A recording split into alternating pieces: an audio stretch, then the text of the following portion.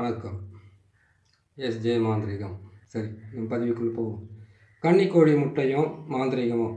கன்னிக்கோழி முட்டையில் வந்து பார்த்தீங்கன்னாக்கா, எப்படி கன்னிக்கோழி முட்டையை வச்சு மாந்திரிகத்தை வந்து செயலுக்கு செய்து நாம் வந்து நம்மளை காப்பாற்றிக்கிறது, நம்மளை பாதுகாத்துக்கிறது, நமக்கு தேவையான பாதுகாப்பு கவசம் செய்கிறதுன்றதை வந்து ஒரு பதிவில் நம்ம பார்த்தோம்.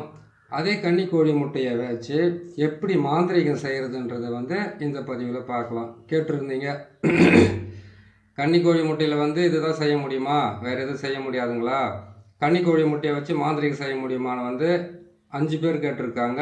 2 பேர் வந்து அந்த மாந்திரிகத்தை எப்படி பிரயோகம் பண்ணுறதுன்றதை கொஞ்சம் தெளிவாக சொல்லணும்னு கேட்டிருக்கீங்க. இந்த கன்னிக்கோழி முட்டையில் வந்து மாந்திரிகத்தை செய்யணுன்றதை வந்து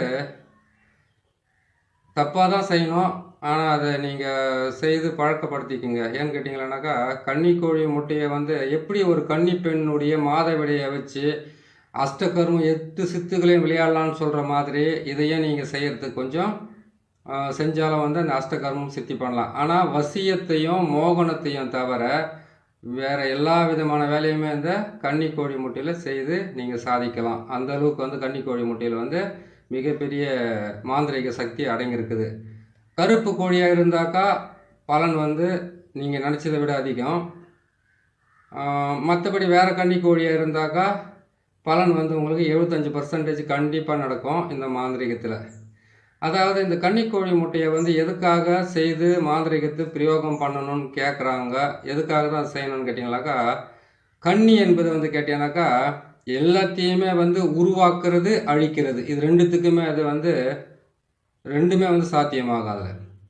அதில் வந்து ஒருத்தர் வந்து மாந்திரிகத்தின் மூலியமாக வந்து பாதிக்கப்பட்டிருந்தாக்கா அதை எப்படி அதை பிரயோகம் பண்ணி அதிலிருந்து நம்மளை பாதுகாத்துக்கிறதுன்றது வழியை நமக்கு சொல்லியிருக்கேன். இப்போ வந்து கேட்டிங்கன்னா அதே கன்னிக்கோழி முட்டையை வச்சு எப்படி வந்து மாந்திரிகத்தை பிரயோகம் பண்ணுறன்றதை வந்து தெளிவாக சொல்கிறேன், கேட்டுக்குங்க. கேட்டுட்டு நீங்கள் அதை செய்தீங்கன்னாக்கா உங்களுக்கு நல்ல பலனை கொடுத்துருங்க. ஒரு கன்னிக்கோழி முட்டை இருக்கா, சந்தோஷம். அந்த ஒரு கன்னிக்கோழி முட்டை என்ன பண்ணுறீங்கன்னு கேட்டிங்கன்னாக்கா, கன்னிக்கோழி முட்டை வச்சு 3வது நாள், 6வது நாள், 8வது நாள், அந்த 8வது நாள் தான் அதை பிரயோகம் பண்ணணும். அதுக்கு முன்னாடியெல்லாம் அது பிரயோகம் பண்ணக்கூடாது. ஏன்னு கேட்டிங்கன்னாக்கா, 3வது நாள்ன்றது முயற்சிக்கு உண்டான எல்லா விதமான வெற்றியும் கொடுக்கும். 6வது என்பது வந்து ருணரோக சத்ருஸ்தானம் சொல்லுவாங்க. எதிரிகளை அழிக்கிறதுக்காகவும் எதிரிகளுடைய எல்லா செயலையும் வந்து செயலிழக்க செய்வதற்காக வந்து அது முக்கியமாக உங்களுக்கு வந்து பயன்படும். 8வது நாள்ன்றது கெட்டதே செய்யும். 8வது இடம்ன்றது வந்து பார்த்திங்கன்னா பணபரஸ்தானம் சொல்லி ஜோதிடத்தில் சொல்லலாம், பஞ்சபட்சிலையும் சொல்லலாம். ஆனால் மாந்திரிகத்தில் வந்து 8ன்றது வந்து கேட்டிங்கன்னாக்கா அஷ்டம். அஷ்டம் என்பதுன்னு கேட்டாக்கா 8 திசையில் இருக்கக்கூடிய கதவையும் அடைக்கக்கூடிய மிகப்பெரிய வந்து கெட்டது செய்யறதுக்கு உண்டான நாட்கள் தான் அது. 8வது நாளில் நீங்கள் அந்த மாந்திரிகத்தை பிரயோகம் பண்ணலாம். கன்னிக்கோழி முட்டையை வந்து ஒரு கன்னிக்கோழி முட்டை வந்து கன்னிக்கோழி முட்டை வச்சிருச்சிங்கனாக்கா அதை எடுத்துக்கிட்டு போயிட்டு நம்ம வச்சுட்டு எப்போ வேணாலும் பிரயோகம் பண்ணலாம், அப்படியெல்லாம் கிடையாது. அதாவது ஓடும் மீன் ஓட ஒரு மீன் வருமானு காத்திருக்குமா கொக்குன்ற மாதிரி அந்த முட்டை வந்து 3வது நாள், 6வது நாள், 8வது நாள் நீங்கள் பயன்படுத்திடலாம் தாராளமாக. மற்றபடி நீங்கள் மாந்திரிகத்துக்கு வந்து நம்ம இந்த உடம்பு மேலே வச்சு தேய்ச்செல்லாம் செய்ய சொல்கிறது வந்து அது எந்த நாளெலாம் செஞ்சுக்கலாம். இந்த 8வது நாள் அதுக்கு நாளெல்லாம் கிடையாது. அதாவது செய்வன பாதிப்பிலிருந்து விடுபடுறதுக்கு வந்து நாள் நட்சத்திரமெல்லாம் கிடையாது. நல்லது செய்கிறதுக்கு நாள் இல்லை, நட்சத்திரம் இல்லை. அதுக்காக வந்து ஜோதிடத்தில் வேணால் சில நாட்களுக்கு மாந்திரிகத்தில் இல்லை. ஆனால் இதில் வந்து பார்த்தீங்கன்னாக்கா கெட்டது செய்கிறதுக்கு நாட்கள் தேவை. செவ்வாய்க்கிழமையோ சனிக்கிழமையோ மாந்திரிகத்துக்கு வந்து மிகப்பெரிய வேலையை செய்யும். அதே மாதிரி அஷ்டமி நவமி உங்களுக்கு சொல்லியிருக்கிறோம். அஷ்டமி நவமியில் நல்ல வேலை செய்யும், ஏகாதசியிலும் நல்ல வேலை செய்யறதுக்கு ஆரம்பிக்கும். இந்த வேலைகளை நீங்கள் செய்து முக்கியமாக அதை நீங்கள் பயன்படுத்தி நீங்கள் நல்லபடியாக இருக்கலாம். அந்த என்ன பண்ணுங்கன்னா அந்த 3வது நாள், 6வது நாள், 8வது நாள், இந்த 3 நாளையுமே நீங்கள் முடிவு பண்ணி வச்சிங்க இன்றைக்கி தான் செய்யணும்னு சொல்லிவிட்டு. அதுக்கு முன்னாடி என்ன பண்ணால் எந்த எதிரியோடைய நீங்கள் எந்த ஆளுக்கு வந்து நீங்கள் மாந்திரிகம் பண்ணுறீங்கன்றதை வந்து முழுமையாக நீங்கள் தெரிஞ்சு வச்சுக்கோங்க. இவங்களுக்கு தான் செய்யணும், இவங்களுக்கு தான் பண்ணணுன்றதை வந்து நீங்கள் தெரிஞ்சு வச்சுக்கிட்டீங்கன்னா போதும். சரிங்களா?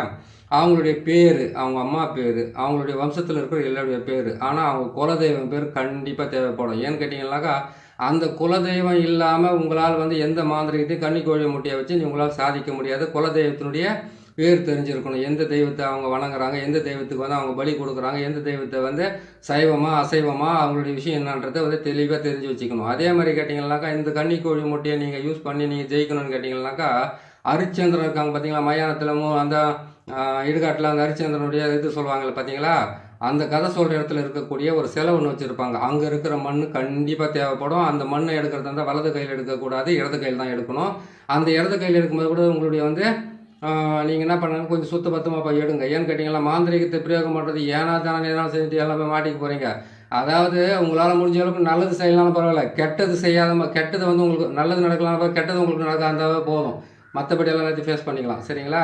அந்த மண்ணை எடுத்துக்கோங்க, அவங்களுடைய குலதெய்வத்தினுடைய பேரை எழுதிக்கிங்க. அந்த குலதெய்வத்துக்கு உண்டான பேரை எழுதிட்டிங்களா, அதுக்கப்புறம் அந்த குடும்பத்துக்கு உண்டான எல்லார் பேருமே வந்து ஒரு தகட்டில் எழுதுங்க. அந்த தகட்டில் எழுதி அந்த தகட்டை என்ன பண்ணுறீங்கன்னு கேட்டிங்களானாக்கா, வேப்ப எண்ணெயில் வந்து கரெக்டாக அந்த பேரெல்லாம் எழுதிட்டு வேப்ப எண்ணெயில் போட்டு ஒரு நாள் பூரா இல்லைன்னு கேட்டிங்கன்னா 3.25 மணி நேரமாவது அந்த வேப்ப எண்ணெயில் வந்து அந்த தகடு ஊறணும். அதில் வந்து விளக்க போட்டு தெற்கு பக்கமாக எரிய வைக்கணும். எங்கள் வீட்டில் வந்து வேப்ப எண்ணெயை போட்டு எரிய வச்சோம்னாக்கா வீட்டில் இருக்கிற குலதெய்வமே ஓடி போயிடுமே. நீங்கள் ஏன் வீட்டில் செய்கிறீங்க? வீட்டில் எல்லாம் செய்யாதீங்க. கொண்டு போயிட்டு ஏதாச்சும் ஒரு மறைவான இடம், ஒரு மாந்திரிகம் செய்கிறேன்னு கேட்டால் ஒரு மறைவான இடத்த வந்து நீங்கள் பாதுகாத்து எப்பவுமே வச்சுக்கிட்டு தான் இருக்கணும். அப்போ தான் அவங்களால வந்து அதை பயன்படுத்தி ஜெயிக்க முடியும். சரிங்களா? அந்த இடத்துல எடுத்துன்னு போயிட்டு அவங்களுடைய பேரை வச்சு நீங்கள் அந்த தகட்டை வந்து அந்த எண்ணெயில் சின்ன ஒரு அகல் விளக்கு மாதிரி வாங்கி அதில் வந்து வேப்ப எண்ணெயை போட்டு வேப்ப எண்ணெயில் வந்து நீங்கள் திரியை போட்டு ஏற்றி அந்த தகட்டை வந்து அதில் போட்டு வைங்க.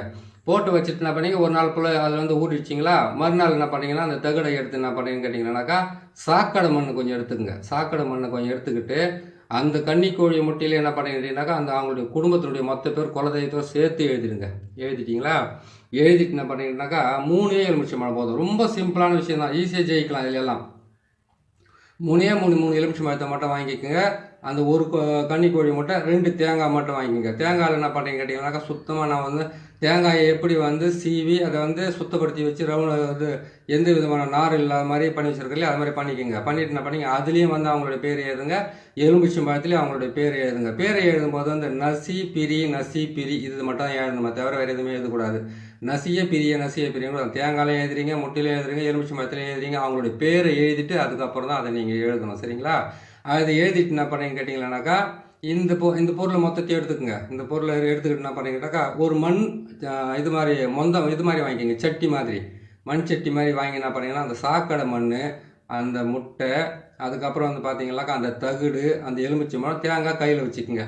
கையில் வச்சுட்டு என்ன பண்ணீங்கன்னு கேட்டிங்கன்னாக்கா, நீங்கள் அந்த ஒரு 27 கற்பூரமோ இல்லை 48 கற்பூரமோ சூடம், வெள்ளை கற்பூரம் சூடங்கிறது இல்லையா, அதை எடுத்துக்கோங்க.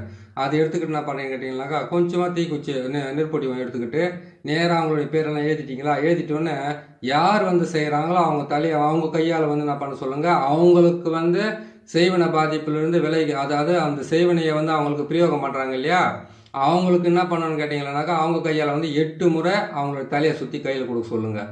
கையில் கொடுத்துட்டாங்களா, அந்த முட்டையெல்லாம் அதிலே வச்சுருக்கீங்களா, கீழே வச்சுட்டு என்ன பண்ணால், இவங்களுக்கு வந்து நான் அந்த மாந்திரிகத்தில் பிரயோகம் பண்ணுறேன் அவங்க சொல்ல வேணாம், நீங்களே வந்து இன்னார் பேருக்கு வந்து நான் பிரயோகம் பண்ணுறேன்ற வார்த்தையை சொல்லிவிட்டு நீங்கள் என்ன பண்ணுறீங்க, எடுத்துன்னு போயிட்டு முதல்ல வந்து அதை எடுத்துகிட்டு போய் சாக்கடை மண்ணில் போட்டுட்டீங்க. அந்த தகடு அதில் போட்டுட்டீங்க. வேப்ப எண்ணெயில் ஊற வச்சு அந்த தகடு அதில் போட்டுட்டீங்க. அதுக்கப்புறம் வந்து சூடத்தை அதில் போட்டுட்டீங்க. அதுக்கப்புறம் முட்டையால் போட்டுட்டீங்க. எலுமிச்சம்பழமும் தேங்காயம் வந்து கையில் வச்சுக்கிட்டு எடுத்துகிட்டு போங்க. எடுத்துகிட்டு போயிட்டு என்ன பண்ணுறீங்க கேட்டிங்கனாக்கா, அவங்கள கூட்டிக்கிட்டு போயிட்டு மூங்கில் செடி இருக்குதா பாருங்கள். மூங்கில் செடி இருக்குதா பாருங்கள். அப்படி இல்லைன்னு கேட்டிங்கன்னாக்கா எருக்கஞ்செடி இருக்குதான்னு பாருங்கள். அப்படி இல்லைங்க அரளி செடி இருக்குதா பாருங்கள். அப்படி இல்லைன்னு கேட்டிங்கன்னாக்கா எட்டி செடி இருக்குதா பாருங்கள். அப்படியும் இல்லை அதெல்லாம் இல்லைனாக்கா இருளை செடி, சிட்டியில் வந்து கிடைக்காது இருளை செடியெல்லாம். இது மாதிரி கிடைக்கலனாக்கா நேராக போங்க. ஆறு இருக்குதா பாருங்கள், ஏரி இருக்குதா பாருங்கள், குளம் இருக்குதா பாருங்கள். இதில் ஏதாச்சும் ஒரு இடங்கிறதா சரி. இது எதுவுமே கிடைக்கலையா உங்களுக்கு, மயானம் இருக்குதா பாருங்கள். மயானத்தில் கண்டிப்பாக செய்யலாம். மயானத்தில் என்ன பண்ணுங்க, ஒரு பிடி சாம்பல் வந்து எடுத்துக்கோங்க கையில். அந்த மயானத்தில் வந்து எரிமடையில் எரி வச்சிருக்கிற சாம்பல் வந்து ஒரு பிடி சாம்பலை எடுத்து அதை நல்லா பிறப்புங்க. பிறப்பிட்டு என்ன பண்ணுறீங்க கேட்டிங்கன்னாக்கா, சிவனுடைய அதாவது கேட்டிங்கனாக்கா நமச்சிவாயான்ற எழுத்தை வந்து நம்ம மாற்றி நசியமாவான இது இல்லையா, அந்த எழுத்தை மட்டும் என்ன பண்ணீங்க அதில் எழுதிட்டு அந்த 5 எழுத்து மேலே 5 கற்பூரத்தை வச்சு கொளுத்தணும். கொளுத்திட்டு என்ன பண்ணீங்க கேட்டிங்கனாக்கா, அது எரிஞ்சு முடிஞ்ச உடனே அதுக்கு மேலே வந்து அந்த மண் பாத்திரத்தை கொண்டு போனீங்க பாருங்கள்.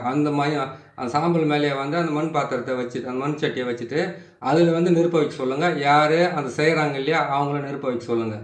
நெருப்பை வச்சுட்டோன்னே நல்லா எரியும். அது உள்ள அந்த தகுடு அதெல்லாம் சேர்ந்து எரியுது இல்லையா, எரிஞ்சிக்கிட்டு இருக்கும்போது என்ன பண்ணணும்னு கேட்டிங்களானாக்கா, இவங்களுடைய அந்த எரியும் போது அவங்கள அந்த புகை வருது பாருங்கள், அங்கேயே உக்காந்து என்ன பண்ண சொல்லுங்கள்.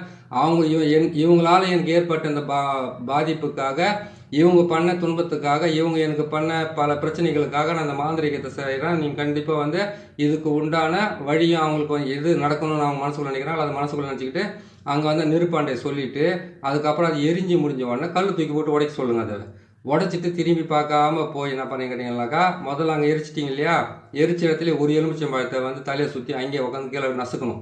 காலில் நசுக்கக்கூடாது, கையில் நசுக்கணும். சரிங்களா? அதுக்கப்புறம் அங்கேருந்து வந்து என்ன பண்ணீங்கன்னாக்கா, அந்த மயானத்தை விட்டு தூரம் வந்துட்டீங்க. நீங்கள் எந்த இடத்துல செய்கிறீங்களோ அந்த இடத்த விட்டு தூரமாக வந்துட்டீங்களா, அந்த இடத்த விட்டு தூரமாக வந்த உடனே அந்த இடத்துல வந்து ஒரு எலுமிச்சம்பழத்தை நசுக்கிட்டீங்க. கொஞ்சம் தூரமாக வந்தோடனே இன்னொரு எலுமிச்சம்பழத்தை நசுக்கிறீங்க.